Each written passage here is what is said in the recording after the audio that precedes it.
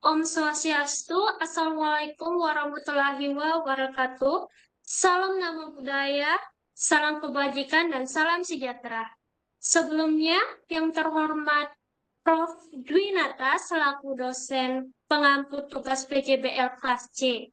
Jadi pada kesempatan kali ini, kami dari kelompok C3 akan mempresentasikan materi mengenai Pipicephalus, Bopilus, Micropus pada sapi.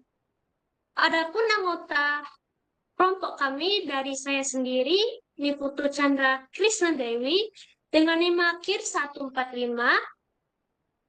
Lalu anggota pertama, Ide Bagus Trinayana Adikara dengan NIM akhir 129.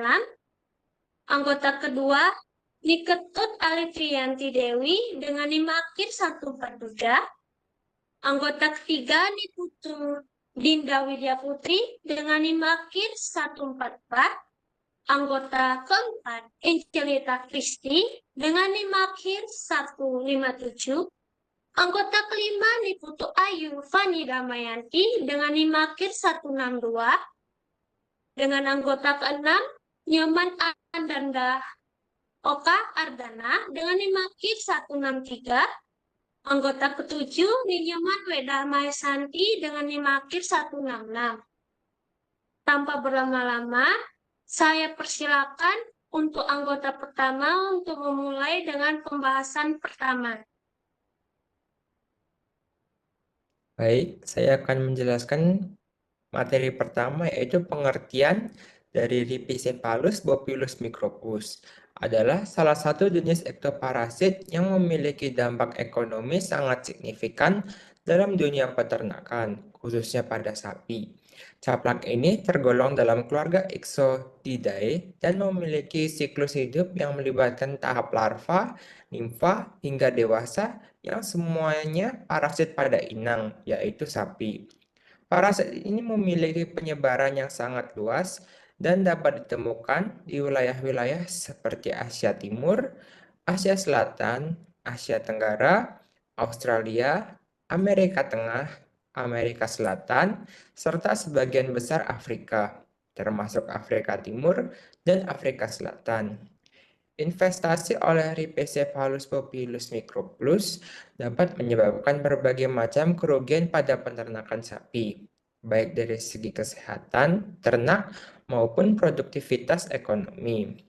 Kerugian yang ditimbulkan oleh caplak ini meliputi penurunan produksi susu dan daging akibat stres yang dialami hewan ternak, serta anemia yang disebabkan oleh kehilangan darah dalam jumlah besar karena aktivitas menghisap darah oleh caplak ini pada inangnya. Akibat anemia yang parah, sapi juga mengalami penurunan daya tahan tubuh, penurunan berat badan, gangguan pertumbuhan, hingga ketidakmampuan untuk bereproduksi secara optimal. Dalam kasus investasi berat, kondisi ini bahkan dapat menyebabkan kematian pada hewan ternak, sehingga menimbulkan kerugian besar bagi peternak. Selain itu, Rhipicephalus bopilus micropus dikenal sebagai faktor utama beberapa penyakit protozoa dan bakteri yang berbahaya, seperti babesiosis yang disebabkan oleh Babesia dan anaplasmosis yang disebabkan oleh Anaplasma marginale. Penyakit-penyakit ini tidak hanya memperparah kondisi kesehatan sapi, tetapi juga membutuhkan biaya pengobatan yang tinggi, sehingga semakin memperberat beban ekonomi para peternak. Untuk next slide akan dijelaskan oleh teman saya.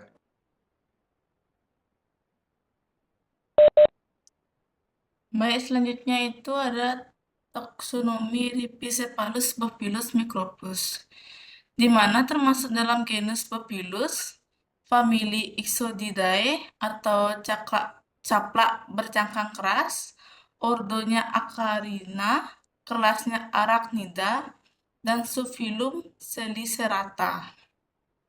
Slide selanjutnya akan dijelaskan oleh teman saya.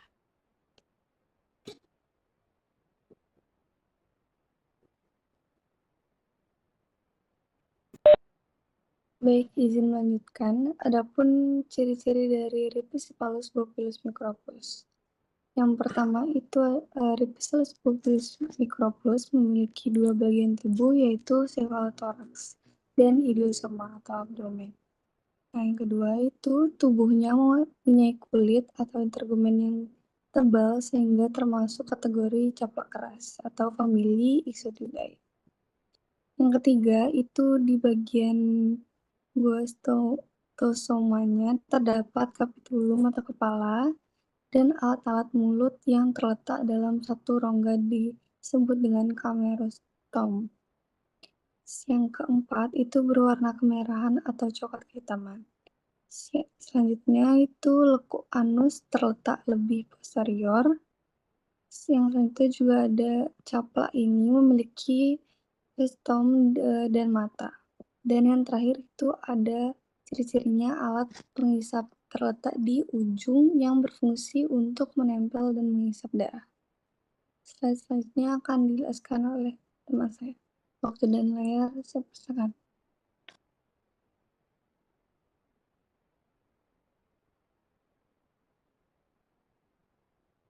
Baik, selanjutnya itu adalah morfologi dari Rhipiscephalus bopilus micropus. Jadi bisa dilihat pada gambar yang sebelah kiri itu merupakan morfologi dari caplak jantan. Yang sebelah kirinya itu dia tampak dorsal dan yang kanan itu tampak ventral.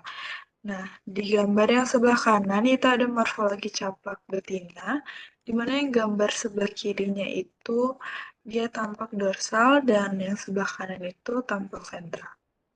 Jadi, caplak keras famili Ixodidae ini memiliki bentuk bulat telur serta memiliki integumen yang liat atau keras yang menjadi ciri khusus famili ini. Nah, caplak jantan pada bagian dorsalnya itu tertutup seluruhnya oleh skutum atau perisai. Yang pada caplak betina itu hanya menutupi 1/3 dari bagian anterior tubuhnya. Nah, hal ini itu menyebabkan tubuh caplak betina itu membesar dan mengembang setelah dia tuh menghisap darah. Nah, secara umum, tubuh caplak itu terbagi atas dua bagian, yaitu gnatosoma dan juga abdomen atau idiosoma. Gnatosoma itu terdiri atas kapitulum atau kepala dan juga alat-alat mulut pada camerostom atau rongga. Basis kapituli itu berada pada bagian dasar kapitulum yang berhubungan langsung dengan bagian abdomen. Untuk caplak betina, itu pada bidang dorsal basis kapituli itu terdapat daerah yang berpori. Alat mulut pada caplak terdiri atas hipostom, kalisera, dan pedipalpus, di mana hipostom itu berfungsi untuk memperkuat pertautan caplak pada tubuh inangnya melalui barisan gerigi yang mengarah ke belakang. Lalu kalisera itu berjumlah 2 ruas yang ujungnya itu dilengkapi dengan 2 atau lebih kait yang dapat digerakkan, di mana kait tersebut itu berfungsi untuk membuat sayatan pada kulit tubuh inang secara horizontal, supaya hipostom dapat ditusukkan pada kulit inang. Nah, selanjutnya itu ada pedipalpus. Itu dia merupakan organ sensori sederhana untuk membantu proses makan. Terdiri atas 3 atau 4 ruang yang berada di sisi hipostom. Bagian abdomen atau idiosoma itu terbagi atas bagian podosoma interior di mana terdapat kaki dan pori genital serta opistosoma posterior, di mana opistosoma posterior itu adalah bagian belakang kokse yang terdapat spirakel dan lubang anal. Pada bagian tertentu itu kutikulanya itu relatif keras untuk melindungi caplak dari kekeringan dan juga cedera. Caplak pada tahap larva itu mudah dikenali sebab hanya memiliki 3 pasang kaki, sementara nimfa dan caplak dewasa itu memiliki 4 pasang kaki. Kaki caplak itu terdiri atas 6 bagian atau segmen, yaitu kokse, trochanter, tulang paha, patella, tibia, dan juga tarsus, di mana pada ujung tarsus itu terdapat apotele atau ambulacrum. Nah, pada tungkai pertama caplak itu terdapat organ sensorik atau heller yang berfungsi sebagai indera penciuman dan reseptor lainnya. Nah, organ heller ini terdiri atas lubang anterior dan juga kapsul posterior. Untuk slide selanjutnya akan dijelaskan oleh rekan saya. Terima kasih.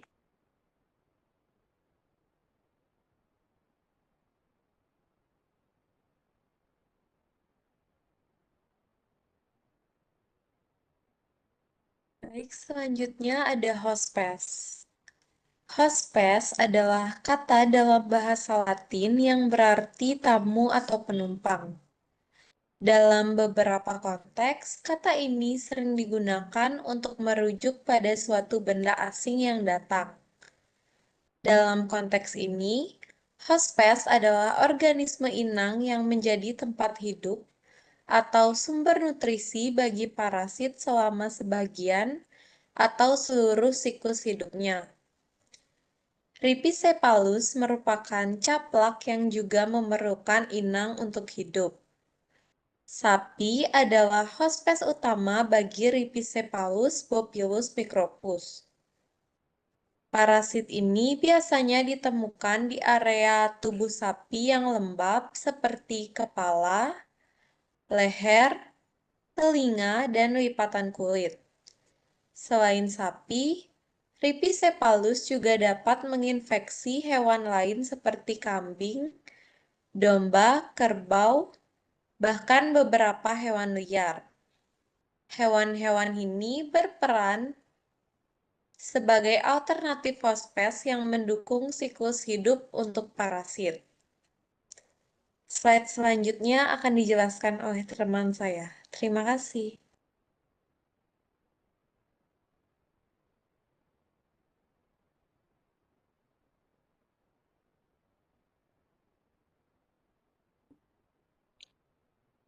Baik, terima kasih atas kesempatannya. Sekarang ada siklus hidup Rhipicephalus. Yang pertama ada caplak berumah satu. Yang kedua ada caplak dewasa yang kenyang, akan darah, akan jatuh ke tanah dan bertelur. Selanjutnya ada larva yang baru menetas akan mencari inang dengan bantuan olfaktoriusnya. Setelah berhasil mendapat induk semang dan menghisap darahnya, larva akan melepas diri dari induk semang untuk berganti kulit atau molting menjadi nimfa. Selanjutnya, nimfa menghisap darah kembali. Setelah kenyang, akan jatuh ke tanah dan berganti kulit menjadi caplak dewasa. Dan satu siklus hidup berkisar 6 minggu sampai 3 tahun. Untuk selanjutnya akan dijelaskan oleh teman saya.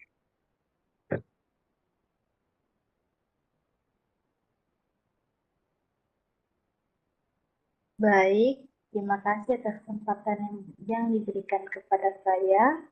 Selanjutnya itu kesimpulan dari materi yang sudah kami jelaskan sebelumnya. Rhipicephalus adalah genus caplak yang menyerang sapi, termasuk dalam taksonomi kelas Arachnida dan famili Ixodidae. Memiliki 3 siklus hidup, yaitu mulai dari larva, nimfa, dan dewasa, berpindah antar hospes. Morfologi tubuh berbentuk oval dengan kaki bersegmen dan kapitulum anterior, serta dapat menginvestasi berbagai hospes, terutama sapi, sehingga berperan penting sebagai faktor atau vektor penyakit seperti babesiosis dan anaplasmosis. Saya kembalikan kepada moderator. Terima kasih.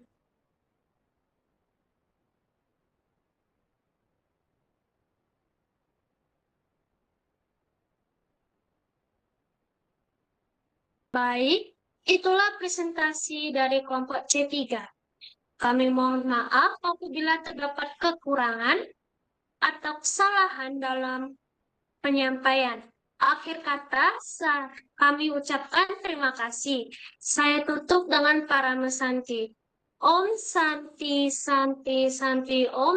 Assalamualaikum warahmatullahi wabarakatuh. Salam nama budaya, salam kebajikan, dan salam sejahtera.